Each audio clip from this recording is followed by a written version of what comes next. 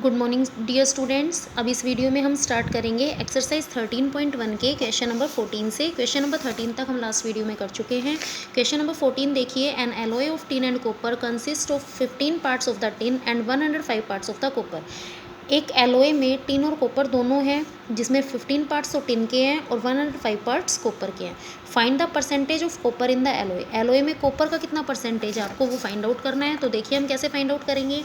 हमने यहाँ पर लिख दिया total parts of the tin is equal to 15, total parts of the copper is equal to 105। तो टोटल जो एलॉय होगा वो उसमें 15 पार्ट्स टिन के हैं और 105 पार्ट्स कॉपर के हैं। तो टोटल एलॉय में कितना वेट हो गया हमारे पास 120। अब आपको परसेंटेज ऑफ कॉपर बताना है इन द एलॉय। एलॉय में आपको परसेंटेज ऑफ कॉपर बताना है। देखिए आपको बोला गया है find the percentage of copper in the alloy. तो percentage of copper in the alloy कैसे फाइंड आउट करेंगे। देखिए कॉपर कितना है 105 है, टोटल एलॉय है 120। तो हम क्या करेंगे 105 को 120 से डिवाइड कर देंगे और मल्टीप्लाइड बाय 100 कर देंगे। मतलब जितना आपके पास कॉपर है वो आप लिखेंगे, टोटल एलॉय जितने का है वो आप लिखेंगे और मल्टीप्लाइड बाय 100। यहाँ से हम कैंसिल कर देते हैं। आप देखिए 15 की टेबल से जब हम कैंसिल करेंगे तो 15 की टेबल से जब आप 120 को कैंसिल करेंगे तो ये 8 पर कैंसिल हो जाएगा और 15 7 से आपके पास आ जाएगा 105। 4 की टेबल से कैंसिल कर देते हैं, 4 2 ज़ा 8 और 4 की टेबल से यहाँ से आप कैंसिल करेंगे तो आपके पास कितना आएगा 25।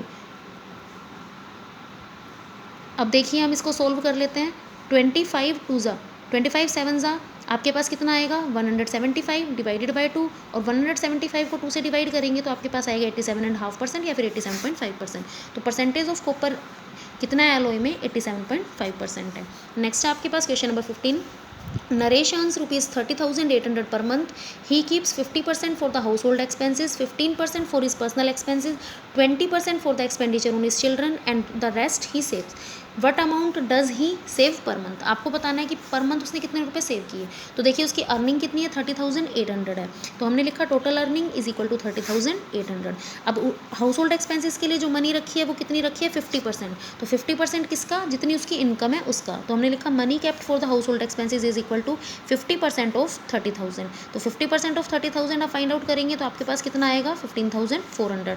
50% ऑफ की जगह मल्टीप्लाई और 30,800 की जगह 30,800।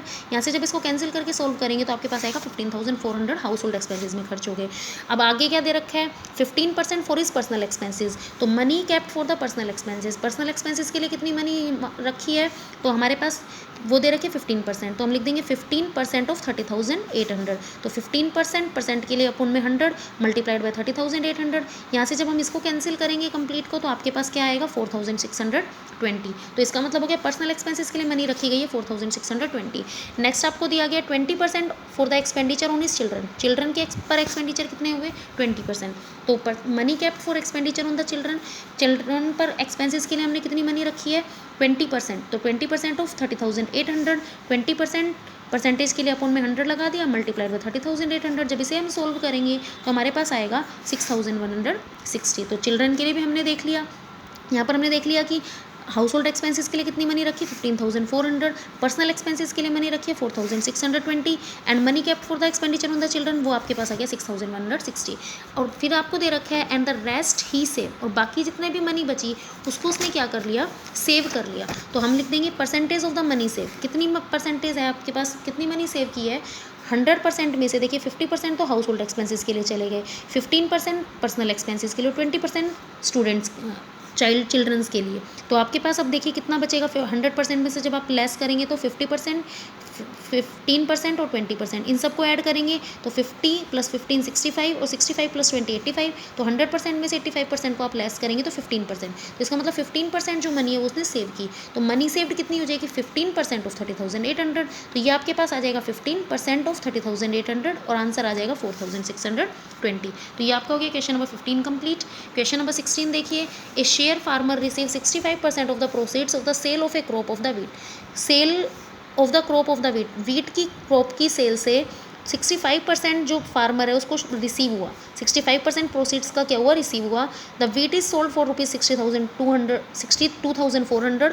How much money does he receive. जो वीट है वो सेल कितने में हुई है 62,400 में। तो फार्मर को कितनी मनी रिसीव हुई, फार्मर को कितनी मनी रिसीव हुई 65% रिसीव हुई है। किसका, जितने में सेल हुई है। तो इसका 65% फार्मर को रिसीव हुआ। तो हम 62,400 का 65% फाइंड आउट कर देंगे। तो देखिए क्वेश्चन नंबर 16।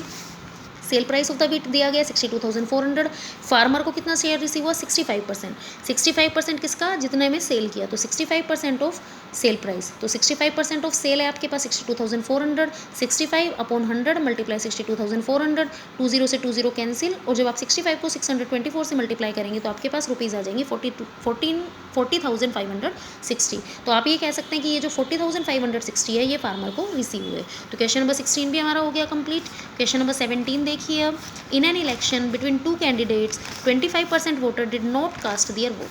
एक इलेक्शन हुआ दो कैंडिडेट्स के बीच में, उसमें से 25% वोटर्स ने अपने वोट कास्ट नहीं किए, 25% वोटर्स ऐसे थे जिन्होंने वोट नहीं दिए। तो टोटल कितने परसेंट ने वोट दिए होंगे, 75% ने, क्योंकि टोटल 100% होते हैं, 25% ने वोट दिए ही नहीं है, तो 75% ने वोट दिए। एक candidate scored 40% of the votes polled and was defeated by 900 vote. एक कैंडिडेट ने 40% जितने वोट्स पोल्ड हुए उसका 40% उस कैंडिडेट ने स्कोर किए and was defeated by 900 votes, और फिर भी वो कितने वोट से हार जाता है, 900 वोट से हार जाता है। तो find the total number of votes. आपको यहाँ पर क्या बताना है, टोटल नंबर ऑफ वोट्स बताने, टोटल नंबर ऑफ वोटर्स बताने। तो देखिए अब हम इसको कैसे करेंगे। हमने लिखा let the total number of voters, जो हमें फाइंड आउट करने हैं उसको हमने ले लिया x. Voters who did not vote, कितने वोटर्स ने वोट नहीं किया, 25% ने वोट नहीं किया। तो वोटर्स जिन्होंने वोट किया वो आपके पास कितने आ गए, 100% माइनस 25% इज इक्वल टू 75%। अब 75% किसका, जो टोटल नंबर ऑफ वोटर्स हैं उनका। कैंडिडेट ने कितने वोट स्कोर किए, कैंडिडेट ने वोट स्कोर किए 40%, आपको दिए गए हैं। एक candidate score 40% of the votes polled and was defeated by 900 votes. तो कैंडिडेट ने 40% ऑफ द वोट्स रिसीव किए हैं, तो हमने लिख दिया 40% ऑफ, अब कितने वोट टोटल हैं, 75% है, तो 75% का 40% क्या किया, कैंडिडेट ने स्कोर किए। तो 40% ऑफ 75% ऑफ एक्स, तो 40% को हटाने के लिए अपोन में 100 लगा दिया, मल्टीप्लाई 75% को हटाने के लिए फिर 100 लगा दिया, मल्टीप्लाई बाय एक्स। तो यहाँ पर जब हम इसको कैंसिल करेंगे, देखिए 25 4 ज़ा 100 और 25 3 ज़ा 75, फिर 4 की टेबल से आप कैंसिल करोगे तो ये 10 आ जाएगा, और 10 से आप जब 10 कैंसिल करेंगे तो ये बचेगा 3/10, ये आ गया 3/10x। तो जो कैंडिडेट ने स्कोर किए हैं वो कितने वोट स्कोर किए हैं, 3/10x वोट स्कोर किए हैं, लेकिन उसके बाद भी 3/10x या 3x/10, लेकिन उसके बाद भी क्या हो गया, वो 900 वोट से डिफीट हो गया। तो इसका मतलब हम कह सकते हैं number of the votes required for winning, win करने के लिए कितने वोट्स रिक्वायर्ड थे, 3/10x प्लस 900। मतलब जो विनिंग कैंडिडेट है अगर उसके 3/10x प्लस 900 वोट आएंगे तो वो विन करेगा, और जो लूजिंग कैंडिडेट है इसका मतलब उसको कितने वोट मिले होंगे, 3/10x मिले होंगे। और दोनों वोट्स को जब हम ऐड कर देंगे तो आपके पास किसके इक्वल आ जाएगा, ये आपके पास इक्वल आ जाएगा जितने वोट्स पोल्ड हुए उसके, क्योंकि टोटल वोट्स कितने पोल्ड हुए हैं, 75% ऑफ द वोट्स पोल्ड हुए हैं, उसमें से कुछ वोट्स तो किसको मिले होंगे, जो विनिंग कैंडिडेट होगा उसको मिले होंगे, और कुछ वोट्स किसको मिले होंगे, जो लूजिंग कैंडिडेट है जो हार गया उसको मिले। तो लूजिंग कैंडिडेट जो हार गया उसको तो कितने वोट मिले होंगे, 3/10x वोट मिले होंगे, और जो जीत गया उसको कितने वोट्स मिले, 3/10x प्लस 900, क्योंकि 900 और अगर उस कैंडिडेट को मिल जाते तो वो जीत जाता। तो हारने वाले कैंडिडेट को मिले 3/10x और जीतने वाले कैंडिडेट को मिले 3/10x प्लस 900, और दोनों को जब ऐड करेंगे तो जितने वोट्स पोल्ड हुए वो इसके इक्वल आ जाएगा। तो इसको अब हम सोल्व कर लेते हैं। 75% को हटाने के लिए अपन में 100 लगा दिया, और मल्टीप्लाइड बाई एक्स आपके पास है ही 3/10x प्लस 3/10x, तो 3/10x प्लस 3/10x इन दोनों को ऐड किया तो ये बन गया 6/10x। हमने क्या किया, नोमिनेटर से ऐड कर दिया और डिनोमिनेटर एज इट इज़ रखा, तो 6/10x प्लस 900। अब इस 6/10x को हम इस साइड ले आएंगे, एलसीएम आपके पास आ गया 100, तो यहाँ से आपके पास आ गया 75x minus 60x upon 100 is equal to 900। 900 आपके पास है as it is, 75x minus 60x आ गया 15x upon 100 is equal to 900। तो x की वैल्यू आपके पास कितनी आ जाएगी, 900 मल्टीप्लाई 100 डिवाइडेड बाई 15, और 15 की टेबल से जब हम कैंसिल करेंगे तो ये आएगा 6000। तो इसका मतलब x की वैल्यू आ गई 6000, और x हमने क्या माना था, total number of the voters, तो टोटल नंबर ऑफ वोटर्स आपके पास आ जाएंगे 6000। तो ये हो गया आपका क्वेश्चन नंबर 17 भी कंप्लीट। नेक्स्ट देखिए आपके पास है क्वेश्चन नंबर 18। क्वेश्चन नंबर 18 है 60% of the students in a school are girls. Total students का 60% जो है एक स्कूल में वो क्या है, गर्ल्स हैं। उसके बाद आपके पास क्या दिया गया है, if the total number of the girls in the school is 690। Total number of girls हैं 690, find the total number of the students in the school, also find the number of boys in the school. आपको दे रखा है कि girls कितनी है 60% है total students की। उसके बाद गर्ल्स टोटल दे भी रखी है 690। आपको total number of students find out करने हैं और बॉयज़ फाइंड आउट करने हैं। तो हम यहाँ पर मान लेते हैं कि टोटल नंबर ऑफ स्टूडेंट्स जो होंगे वो आपके पास कितने होंगे, x होंगे। तो हमने लिखा total number of the students is equal to x। अब इसमें से जो गर्ल्स हैं वो कितनी है 60% है स्टूडेंट्स का, तो 60% स्टूडेंट्स कितने हैं x, तो 60% ऑफ x गर्ल्स हैं। और गर्ल्स आपको बुक में अलग से भी बता रखी है कि 690 गर्ल्स हैं। तो एक तरफ तो गर्ल्स हैं 60% ऑफ x, एक तरफ आपके पास गर्ल्स है 690, दोनों को हम क्या कर देंगे इक्वल। तो 60% of x is equal to 690। 60% को हटाने के लिए अपॉन में 100 multiplied by x is equal to 690। x की वैल्यू फाइंड आउट करेंगे तो मल्टीप्लाइड बाय 100 आ जाएगा और डिवाइडेड बाय 60। जब इसको कैंसिल करेंगे तो देखिए 10 से 10 कैंसिल कर देते हैं हम, और यहाँ से जब आप यहाँ ये कैंसिल करेंगे तो आपके पास आ जाएगा 115, और 115 को 10 से मल्टीप्लाई किया तो 1150। तो टोटल नंबर ऑफ स्टूडेंट्स आपके पास कितने आ गए 1150। अब बॉयज़ हमें बताने हैं, तो बॉयज़ कैसे फाइंड आउट करेंगे, टोटल स्टूडेंट्स में से गर्ल्स को माइनस कर देते हैं। तो 1150 में से 690 को हम माइनस कर देंगे तो आपके पास 460 के आ जाएंगे, बॉयज़ आ जाएंगे। तो यहाँ पर हमें बॉयज़ फाइंड आउट करने थे और total number of students find out करने थे, ये दोनों हमने फाइंड आउट कर दिए। नेक्स्ट आपको दे रखा है question number 19, A number is first increased by 20% and then decreased by 20%, what is the net increase or decrease percent। एक नंबर को पहले हमने 20% इंक्रीज़ किया, फिर हमने 20% डिक्रीज़ कर दिया, तो नेट इंक्रीज़ और डिक्रीज़ का परसेंटेज बताना है। तो देखिए हम कैसे बताएंगे, नेट इंक्रीज़ और डिक्रीज़ का परसेंटेज बताने के लिए हमें सबसे पहले नंबर मान के चलना पड़ेगा। तो मैंने देखो यहाँ पर क्या लिखा, let the number is equal to 100। हमने वो नंबर मान लिया 100 कि 100 वो नंबर है जो पहले इंक्रीज़ हुआ फिर डिक्रीज़ हुआ। तो पहले कितना इंक्रीज़ हो रहा है 20% इंक्रीज़ हो रहा है।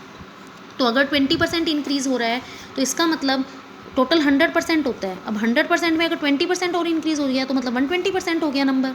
तो हमने यहाँ पर लिख दिया increase number is equal to 120% of 100। मतलब जो नंबर इंक्रीज़ होने के बाद आएगा वो कितना आएगा 120% ऑफ 100।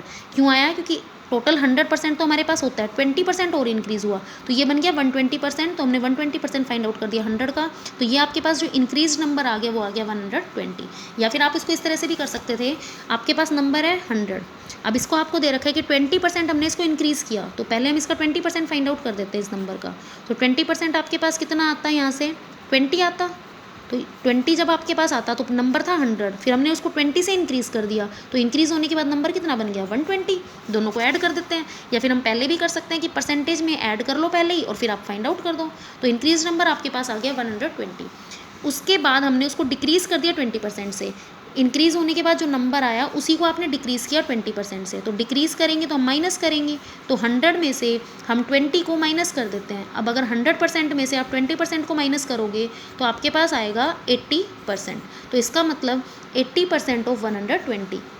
डिक्रीज नंबर कैसे आएगा, पहले नंबर इंक्रीज़ होने के बाद बन गया 120, फिर 120 से हमने डिक्रीज़ कर दिया 20%, तो 80% ऑफ 120 फाइंड आउट कर देते हैं। तो ये आपके पास आ गया 96। तो डिक्रीज़ होने के बाद नंबर आ गया 96। अब आपको क्या बताना है इसमें, नेट इंक्रीज़ और डिक्रीज़ परसेंट। नेट इंक्रीज़ कितना हुआ और नेट डिक्रीज़ कितना हुआ आपको ये बताना है। तो हम इसको हम कैसे बताएंगे नेट इंक्रीज़ और नेट डिक्रीज़ को। आप देखिए स्टार्टिंग में नंबर था 100 और डिक्रीज़ होने के बाद इंक्रीज़ होने के बाद आया 120, उसके बाद जो नंबर एंड में जो नंबर आया हमारे पास वो 96 आ गया। तो आप देख रहे हैं 100 और 96 में नंबर डिक्रीज़ हुआ है या इंक्रीज़ हुआ है, आपको दिखाई दे रहा है कि जो नंबर है वो डिक्रीज़ हुआ है, इंक्रीज़ नहीं हुआ। तो यहाँ पर हमारे पास नेट डिक्रीज़ आएगा। कितना डिक्रीज़ हो गया, 100 में से 96 को सब्ट्रैक्ट कर देते हैं तो डिक्रीज़ हो गया 4। और नेट डिक्रीज़ का हम परसेंटेज कैसे फाइंड आउट करेंगे, देखो डिक्रीज़ का परसेंटेज फाइंड आउट करना है तो डिक्रीज़ कितना हुआ 4। किससे डिक्रीज़ हुआ है, 100 से डिक्रीज़ हुआ है, मतलब 100 से डिक्रीज़ होकर 96 आया। तो डिवाइड में आप क्या लिखेंगे 100 और मल्टीप्लाइड में भी लिखेंगे 100। 100 से 100 कैंसिल होगी और आपके पास कितना नेट डिक्रीज़ परसेंटेज आ गया 4%। तो आपने क्या किया, सबसे पहले नंबर फाइंड आउट, नंबर मान लिया 100, फिर क्या रखा था 20% इंक्रीज़ हो गया तो 100% में 20% ऐड किया तो 120%। तो 120% ऑफ 100 फाइंड आउट कर दिया। तो इंक्रीज़ होने के बाद नंबर आ गया 120। उसके बाद 120 से डिक्रीज़ हो गया नंबर 20%। तो डिक्रीज़ हुआ तो 100 में से ही 20 को हम माइनस करेंगे तो 80% हो गया अब नंबर। तो 80% ऑफ 120 फाइंड आउट कर देते हैं। तो 80% ऑफ 120 आपके पास आएगा 96। अब हमें देखना है नंबर इंक्रीज़ हुआ है या डिक्रीज़ हुआ है। आप देख रहे हैं नंबर डिक्रीज़ हुआ है, तो डिक्रीज़ हुआ है तो नेट डिक्रीज़ आप फाइंड आउट कर देंगे 4, और नेट डिक्रीज़ का परसेंटेज कितना आ जाएगा 4/100 मल्टीप्लाई 100 तो इज इक्वल टू 4%। तो ये इस वीडियो में हमारे हो गए हैं question number 14 to question number 19 complete. बाकी के क्वेश्चंस हम नेक्स्ट वीडियो में करेंगे।